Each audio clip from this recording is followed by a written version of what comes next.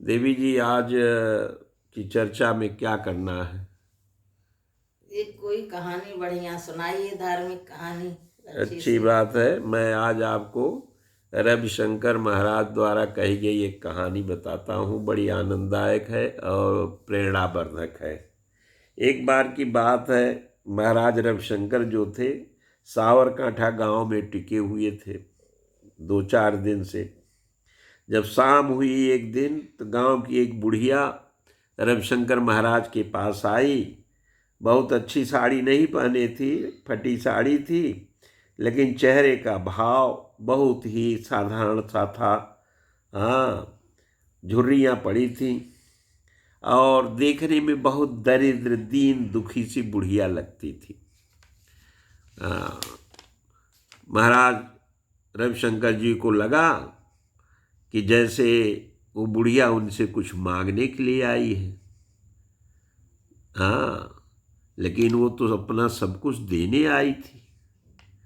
जब रविशंकर महाराज ने उससे बात की तो उन्हें बेहद आश्चर्य हुआ।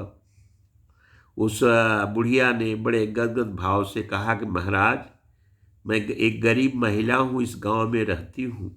आप 2 दिन से यहाँ टिके हुए हो, मेरे मन में एक भाव आ गया। हाँ, कुछ देर तक चुप रही, बोली ही नहीं। फिर मुझे पूछना पड़ा। रविशंकर महाराज कहते हैं कि देवी माता जी, बताओ क्या भाव आ गया आपके मन में? तो उस बुढ़िया ने कहा कि हे महाराज, मेरे पास देने लायक तो कुछ नहीं है।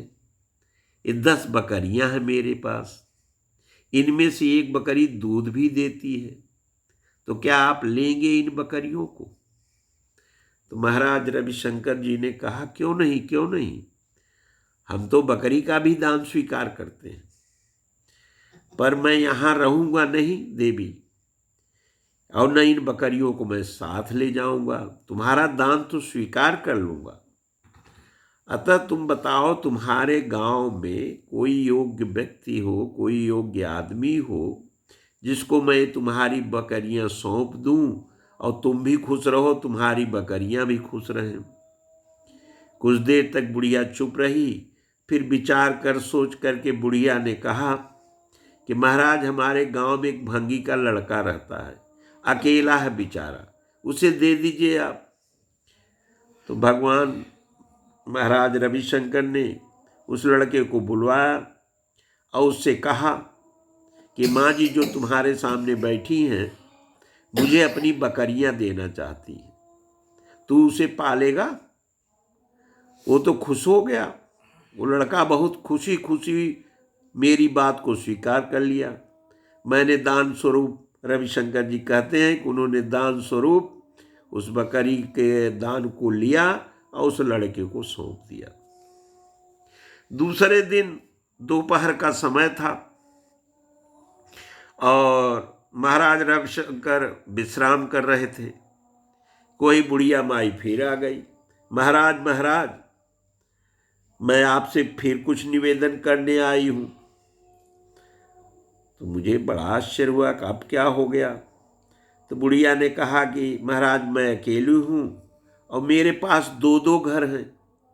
एक में मैं रहती हूं और दूसरे में मेरी बकरियां रहती हैं।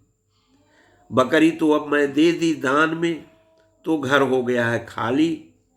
यदि आपकी कृपा हो तो आप दूसरा मेरा मकान जो है, मेरा घर है, उसको दान के रूप में ले लीजिए।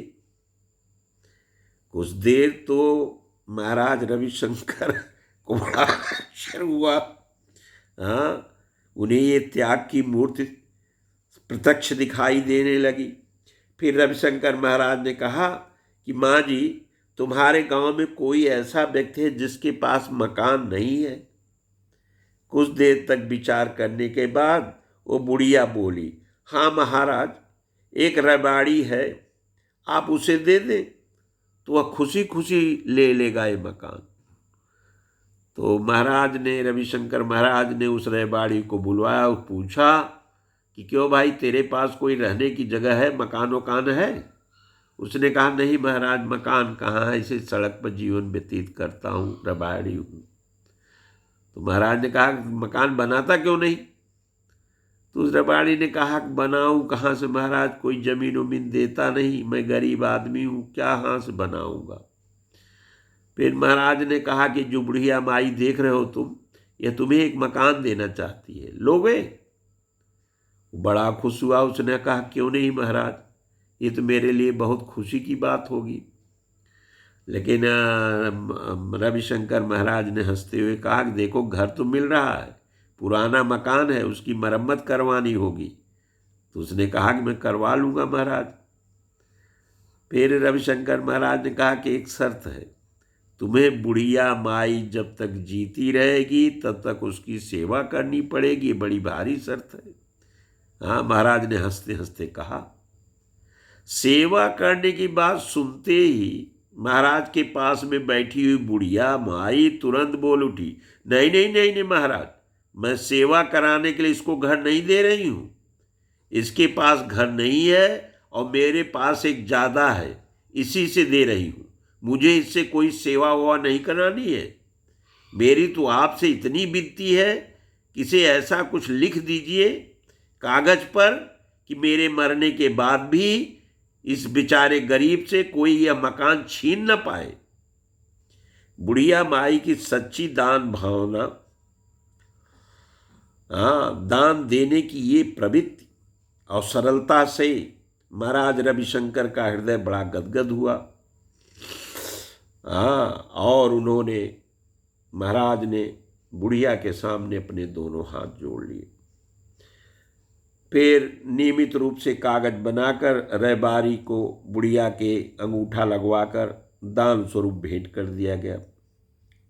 बुढ़िया बड़ी प्रसन्न हुई। उसने रैबारी को बुलाया और उसको कुमकुम का उसको टीका किया, उसकी आरती उतारी और अपने घर में ले जाकर प्रवेश किया। जब रविशंकर महाराज वो गांव में छोड़े तो उनके आंखों के सामने ऐसी त्याग की मूर्ति, वो बुढ़िया का चेहरा बार बार उभर कर आता था। तो भारतीय संस्कृति में अनेक ऐसी सजीव मूर्तियां हैं जो दान की और त्याग की साक्षात प्ररूप हैं। आज की कहानी यहीं समाप्त।